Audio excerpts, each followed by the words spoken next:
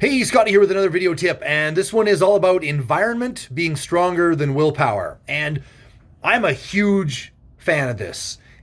I've seen it forever and ever and ever on repeat for all of my clients for the past 23 years and for myself a ton.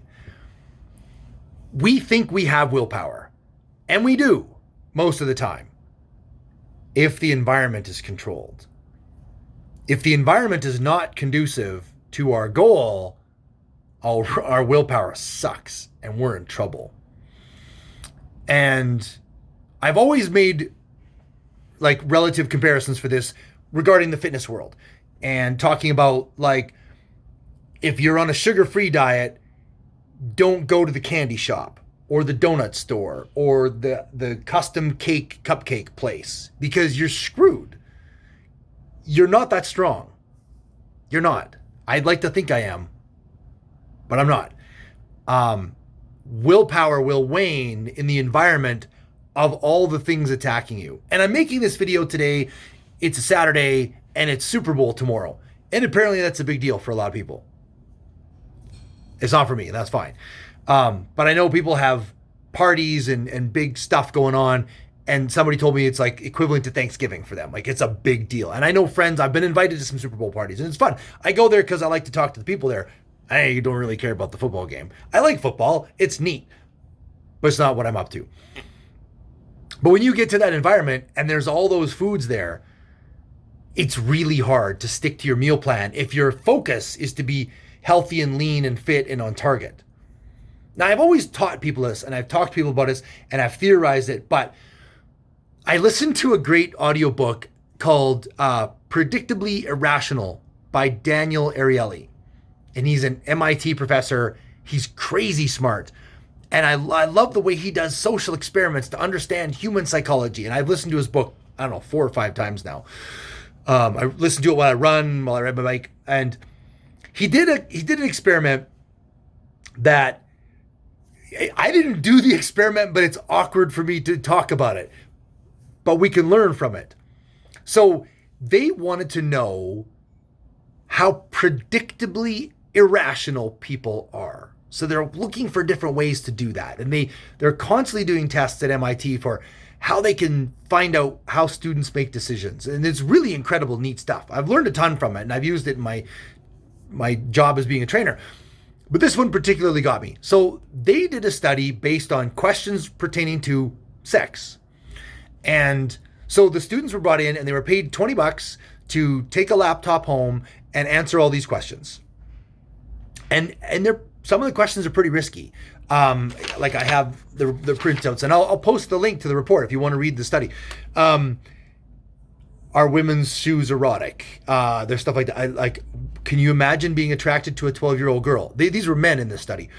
A 40-year-old woman, a 50-year-old woman, a 60-year-old woman, a man, a very overweight woman, someone you hated, animals. They asked all kinds of questions. There's some of them are pretty deep. Would you get excited getting spanked? There's all kinds of things in here. I know I'm going to read them because it just embarrassed me, but is just kissing frustrating? If you didn't have a condom and you had to leave the room to go get it and you thought that might risk that the sexual encounter would stop, would you go get the condom? Would you have unprotected sex without a condom with a woman you didn't know at all and didn't know her sexual history in one night stand? Stuff like that. So they asked all these questions and everybody answered them. And they brought back the laptop the next day. So here's my answers. They got their $20. And then they said, okay, are you willing to do this test again under different circumstances? We'll pay you $30 this time. So if they said, yeah, they said, okay, here's the scenario. They gave them the laptop with the new questions and the keyboard had saran wrap on it. You're probably going to guess where I'm going here. And they gave them a tablet and some magazines with movies and pictures and things on them. And so they had to go and get themselves aroused. And once they were at 75% arousal, they had to, with their free hand, do all the questions again. go through all the questions again. And if they blew it, then the test was over. So that's what Saran Wrap is for. But anyway,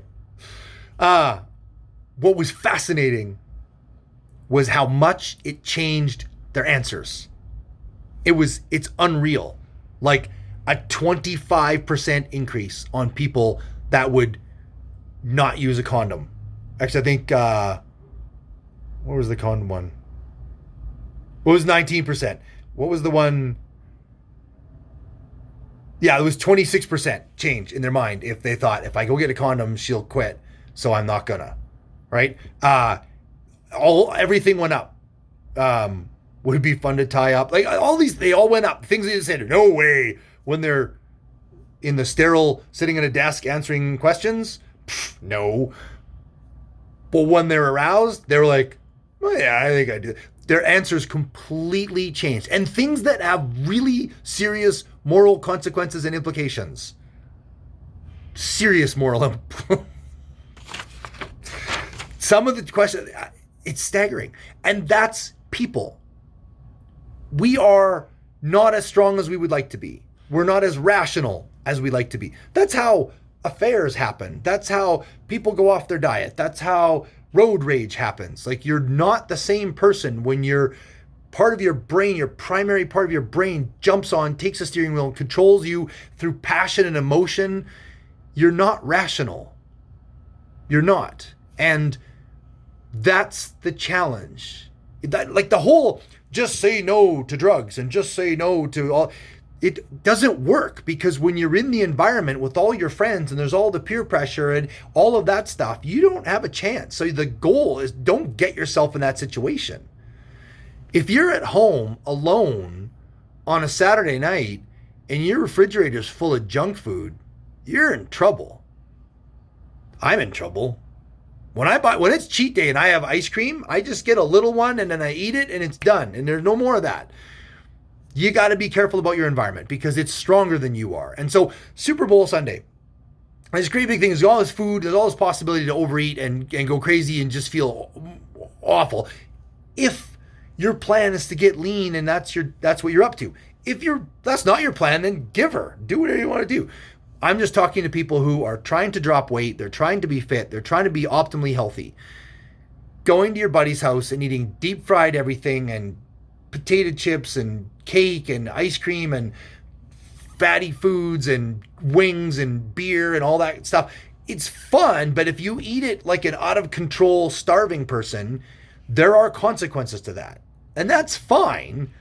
If you're up for the consequences, then great. Don't worry about it. Go enjoy yourself. But if you're trying to stay on target and your goal is to drop body fat and be healthy and feel great on Monday and hit the gym running and be on your journey, then this is what you need to do. First of all, bring your own vegetables, even some fruit, to the party with you and have a bowl full of it and let everybody else have enough for everybody or whatever. Great. Now you're a hero. You brought food. Have gum with you. Several flavors of gum. That will help, because if you're hungry or you're looking at something, oh, that tastes pretty good, plug in cinnamon gum and start chewing your brain. Oh, that's nice. And then you're fine. That part of your brain is happy because something exciting is going on and you can get through that. Drink water, right? Have a little indulgence here or there if you can. Like some people, there used to be an old song about alcohol. One's one too many, because then 1,000's not enough. If you're that person, if you have one cupcake, you're going to have a dozen. You need to know that about yourself, right? That's you. So I know that's me. When it comes to desserts, like if I have my sister-in-law's handmade butter tarts, if I have one, I'm eating all of them. And I know that. So it's better for me to just have none. I would stick a gum and just walk off, right? So those are some solutions that can help you with that. Have a good meal before you go there so you don't show up hungry. Have some veggies, lots and lots. You can't overeat vegetables. You won't, right? Go crazy on vegetables, and have gum with you and drink water. Those are your strategies to get you through that moment where you're going to be weak. And that's the reality. That's the thing to plan for. It's real easy to sit in your office, in your safe environment and plan, I'm going to be perfect and I'm going to do all of these things. That's great until you're not in the friggin' mood. It's no different than I'm going to get up in the morning and I'm going to work out. First thing, I'm going to do the early class and I'm going to go there until your alarm goes off at 5:15. And you're like, what is that noise? I didn't get to bed enough. I got a big meeting. I'm tired. And you negotiate to go back to bed. I'll go to the later class. And then at the end of the day, oh, I'm too tired to go to class. Oh, I got a thing. Environment will kill your willpower. It will. And it has nothing to do with you. You're not a bad person. You're not weak. There's nothing to do with you. Environment is stronger than willpower. It is. And so just know that, because that's human beings. That's not you being wrong. That's not you being pathetic. You don't have to beat yourself with a stick over this. It has nothing to do with that. This is just human nature. Willpower wanes in a powerful environment. It also accelerates in a powerful environment. If you are in an environment of healthy people, eating healthy food, doing healthy things, you will work to that. That's the key. That's why classes are great, because if you're not in the mood to exercise and you don't feel like it, and you walk into class and there's 10 or 12 other people that are excited about doing a workout or pretending to be excited about a workout, at least the instructor's excited about the workout, you will feed off that energy, and that takes you in the direction you want to go rather than away from the direction you want to go. Cool. All right. Remember, environment is stronger than willpower. There's nothing wrong with you. There isn't. You need to control your environment. Awesome. Happy training.